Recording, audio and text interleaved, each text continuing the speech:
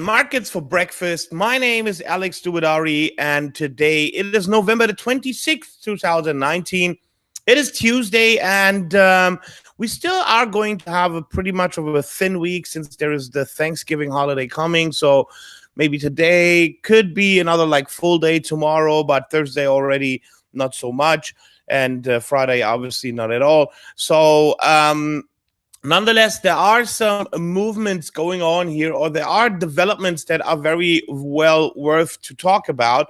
And that is what we want to put our focus on this morning, to see what might be the most interesting development here on the market. So first of all, what we see, to delve into the markets right away, maybe a quick, always a quick look on the US dollar in the morning is something that I'm very interested in. So we can see that the dollar yesterday did not extend further. It actually retreated a little bit.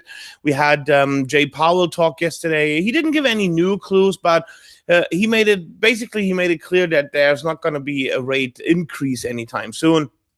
And I don't think it came surprising. So let's see. So what we see, just at a quick glance, we see that crypto has seen some green numbers again, and we're going to check on those a little bit later. In the currency complex, we can see that the dollar is still pushing up, is still, finding a little bit of resistance here. As you can see, even though, yes, it advanced against the yen, but the pound is up, the Kiwi is up, and those are two also separate stories that I will cover.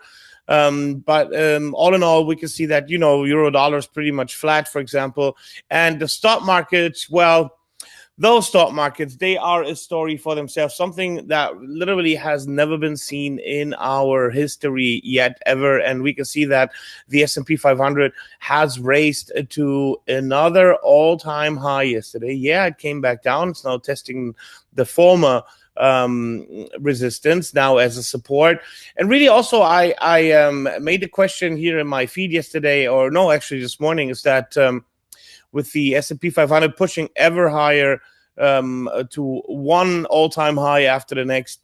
So this is a little bit of food of thought that I talked about yesterday in my morning calls, that the total put-call ratio is the lowest since January 18 top, since when the market broke down in January.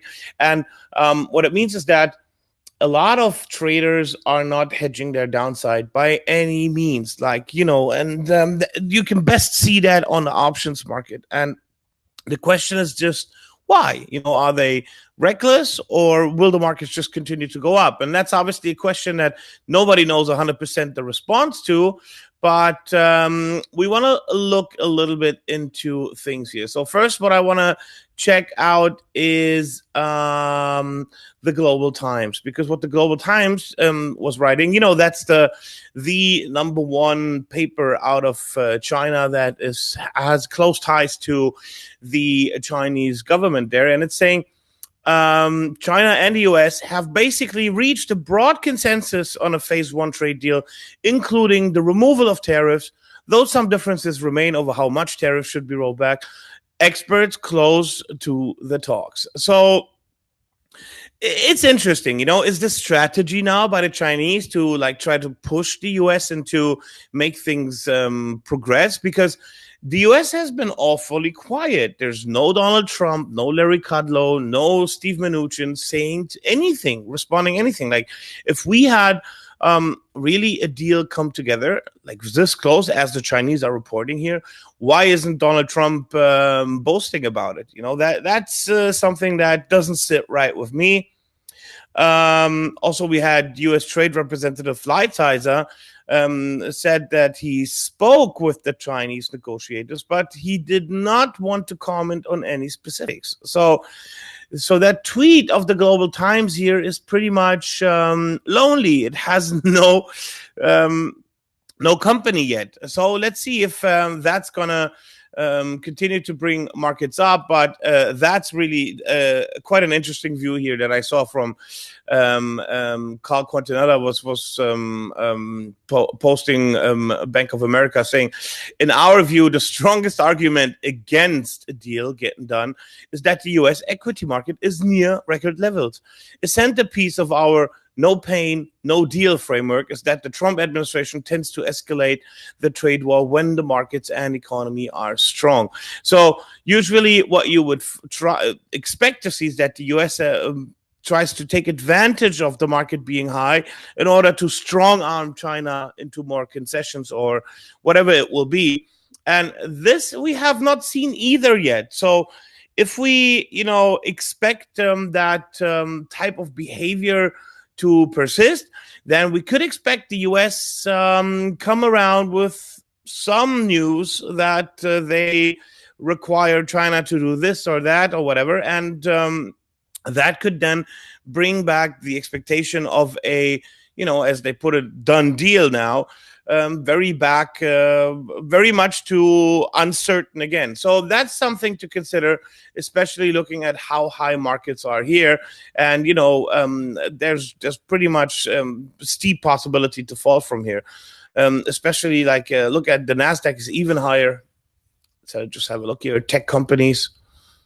Also, we went almost to 8,420 yesterday. So those are staggering developments, and there's no deal. There is just no deal yet. So we need a deal for those numbers to persist. Otherwise, we probably could see some setbacks here. Elsewhere, like I said, we see on the bigger currency side of front, here is the euro dollar. Let's have a look at the euro dollar, because this is also pushed by two forces. We have obviously the central bank in the US, and that yesterday Jay Powell gave a hint that, well, rates are not likely to be raised anytime soon. But that doesn't mean the dollar is going to now be sold off, but there is no immediate expectation for further strong pressure to the upside. And that's what we've seen. So we've seen somewhere the euro dollar building a bottom here around the 110, and that's a fair price as it is right now. So because dropping below the 110, also if we look at a daily close, that hasn't happened all too often recently to begin with. And also maybe let's have a look at the monthly chart here, just so you get an idea. So that 110 is very, very important in my opinion. And because that is, you can see here, that all the time from 2015, when the euro dropped from very, very high to these levels here, we were pretty much the middle of the range was around the 110 here. Sometimes we dropped below it. It went sometimes to 104, but really most of the time we were between the 108, 110, and to the upside, the 112. And that's pretty much the range where we're back in right now. So the possibility, if we break lower, we could retest these lows here at 109, but it would need some more reason for it to do. So we heard Chief Economist Lane yesterday from the ECB saying that the ECB could change its instruments. So because right now they have been going into the bond market, right, with the asset purchase program. So if the inflation outlook worsens, then he said the best guide might be what they did in September, a little bit of everything. So, and yesterday we also heard about Lagarde reviewing the tools and possibilities of the central bank. So that is a process in the making. And we, in my opinion, before we see another bigger break of a level upwards or downwards, we need to get more clear direction from the central bank. It's the central banks that make the development, the directions ever more stronger these days. There's hardly anything else that is actually really moving markets. Now, something that is what we've seen as outperformer clearly was the Kiwi here. And let's open the calendar.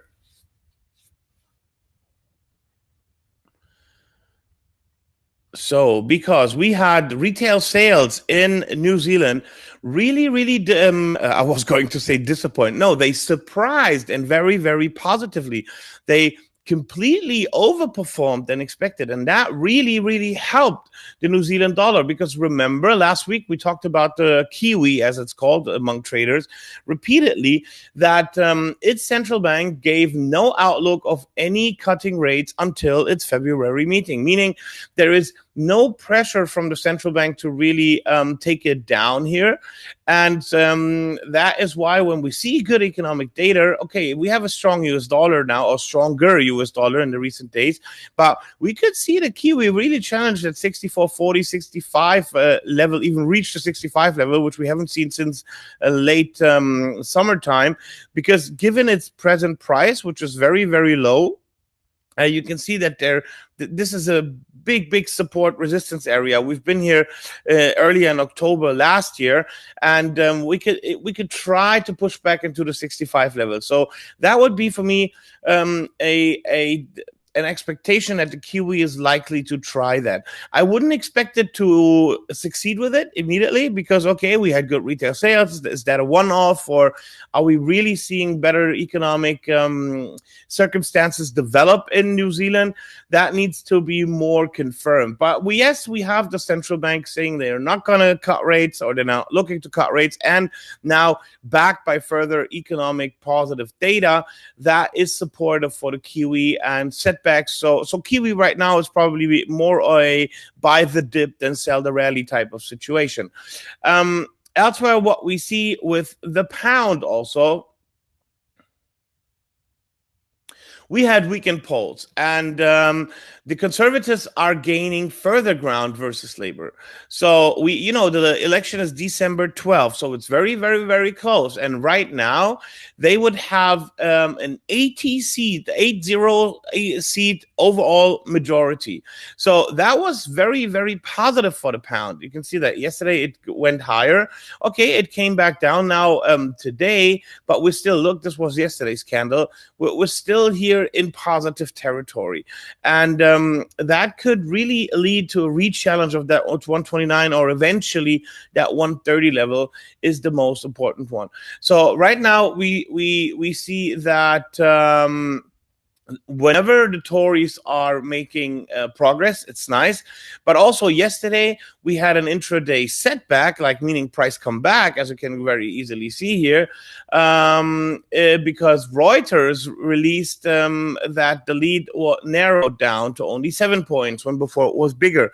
So now it's supposed to be 41% for the Conservatives and 34% for Labor. So, it isn't done until it's done, as they say. So but all these polls, they will continue to influence the price of the pound very heavily. So if you can follow the polls as real time as possible in the UK, then the likelihood to catch a trade on the right side on the pound is elevated in the present days right now, given that this pressure until the actual election on December 12th is just going to mount up more and more. And that is, it's exciting actually for traders also, just as much as for everybody else. So that's also something to pay attention to. Elsewhere, what we see is that the German DAX, even though all the US markets are pushing higher and higher. Did I say higher already? The DAX also went higher. Now it came back now because when we look at the IFO index yesterday, there is, some people could say that, well, it's good, green, red, green. So mainly it's good, but I disagree, because at the end of the day, the business climate index, it came flat at 95. So it's not really but it's still a low reading. and that still reinforces that we are in a recession type of environment. So there is a divergence, or there is no complete consistency on the three data points here, but there is one thing that they all have in common, even the green numbers, is that the economy in Germany remains rather on hitting a rough patch. It's not really going back strongly or showing real signs of recovery here, and that is remains rather challenging. So yeah, the German DAX, it's while it's going higher or being pulled with the US stock market, I'm having my issues with this one a lot more than with the US markets. And in my opinion, a drop here is likely to happen sooner than later. Looking at the calendar today, since we had the calendar open already, you can see that we have some more ECB speak. Let's see what's going to happen here. Well, we heard of Lane yesterday already. We have Governor Lowe speak as well in Australia, and that will be quite interesting to see, because he has been let's have a look at the Australian dollar for a moment, because I also think that the Aussie is it's a prime suspect for trading at the moment, because it's showing weakness, a lot of weakness. And even when Lowe recently did not so much support what other central bank members were saying, we can see that the Australian dollars continue to see rather pressure to the downside. And if we see a break around below the 67.50 or 60 level again on the smaller time on the daily chart here, then the likelihood that we revisit October lows is not so low. And it's very important to see what Governor Lowe will say. And so he said also, negative rates are very unlikely, but still, I mean, the situation is not so positive, and that could really move things here in a not so positive way for the Australian dollar further lower. But since the US dollar is taking a little bit of a break today, it can, gain a little bit of momentum, but it's not, as you can see, even when the dollar is taking a little bit of a break, the Australian dollar still shows weakness, which in my opinion just reinforces its inner weakness and its chance to push it further lower. Meanwhile, we see that oil came back also a little bit yesterday, after it had increased very heavily, and so we're back in that trading channel. We're back in that 57, 58 level. It's a little bit tough. We still have that upward momentum here, even though there's no real reason for it. We'll have to see also whether that how the US is going to respond to the Chinese saying, hey, we're close to a deal. That's likely to influence the price of oil, not just the price of oil, but also the price of gold here, which has seen some recent recovery, even though it went further lower yesterday. So now we talked about it yesterday, that gold could suffer under the strong dollar and the expectation for a trade deal, and that's exactly what happened. We see a little bit of recovery overnight, but you can see that in the bigger picture how small it is, and really the gold could drop below the 1450 very quickly any moment, especially if the US would actually really confirm what the Global Times has already pushed out there, that the deal is very close and it's only about agreement on some tariffs, which sounds a little bit too good to be true to me, but you never know.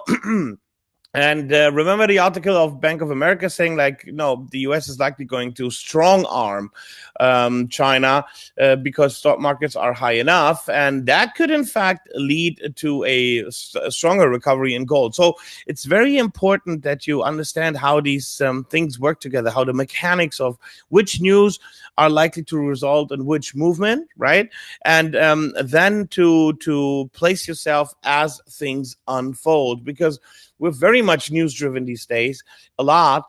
And since economic data is darkening, and so positive economic data, like from New Zealand, is a surprise. So it's a market mover. Anything that diverts from the status quo, from the expectation, the more it diverts from it, the more and stronger the move will be. So that's something you should also always keep in your mind, if you ask me.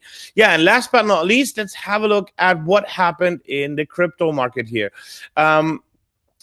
cryptos are always the biggest rodeo, if you ask me. Like the kinds of moves that we see are just insane. So yesterday we dropped all the way to 6,500. Like really, like if there was no tomorrow. I mean, think about it. We came all the way from actually from cheese move even to 10,500 back to 6,500. Now we definitely saw a stronger reaction here, and we reclaimed the 7K, and we attempted to break the 7.4. That's my important level. If we break the 7.4 in Bitcoin, then we could be quicker than we thought back at the 8K. But right now, we're finding back support here in that channel between a little bit over 7,000. Let's just put it this way, between 7.1 and 7.4. But really, that is just a neutral territory for the price.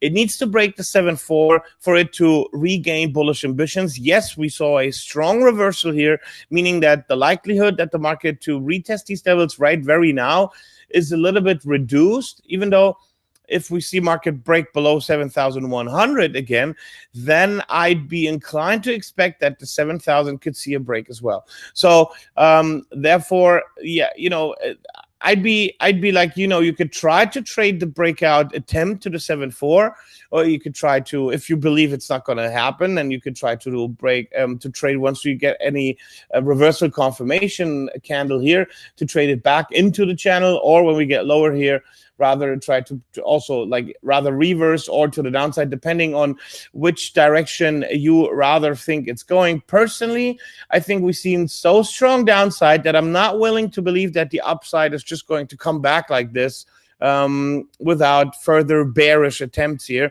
But for that to remove the bearish bias more and more and more, that 7.4 is ever more important to be broken to the upside, and it will be very interesting to see if we can get close to that. So that's my overview of the markets today. As always, thank you very much for listening in. I'd be very happy to see your comments, your likes, your shares. Get in a conversation with me. I'll try to post a couple of posts also over the course of the day here.